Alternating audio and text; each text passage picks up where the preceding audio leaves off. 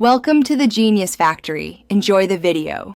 In this video, I will explain how to connect your Garmin to Strava. This process allows you to seamlessly sync all your fitness activities, like runs, rides, and swims, directly from your Garmin device to your Strava account. We'll focus on the most efficient method using the Garmin Connect mobile application, ensuring your data automatically transfers without any manual effort. This integration enhances your fitness tracking experience, combining Garmin's detailed metrics with Strava's social and competitive features. Connecting your accounts is quite simple.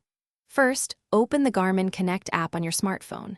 From the main menu, usually found by tapping 3 lines or more, select Settings.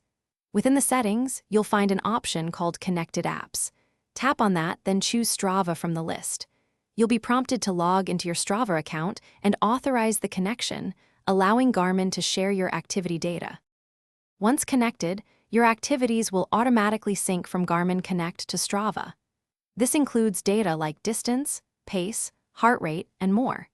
It's important to ensure the activity's permission is enabled during the authorization step to allow this data transfer.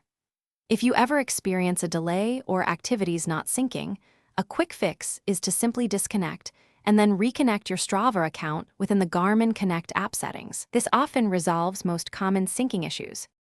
By linking your Garmin and Strava accounts, you unlock a powerful combination for your fitness journey. You get the in-depth data and recovery insights from Garmin Connect, paired with Strava's engaging social network, competitive segments, and vast route library. This integration provides a more holistic and motivating experience, allowing you to track, analyze, and share your achievements with a global community. It truly gives you the best of both worlds for your athletic pursuits. Thanks for watching. If you found this helpful, don't forget to like and subscribe.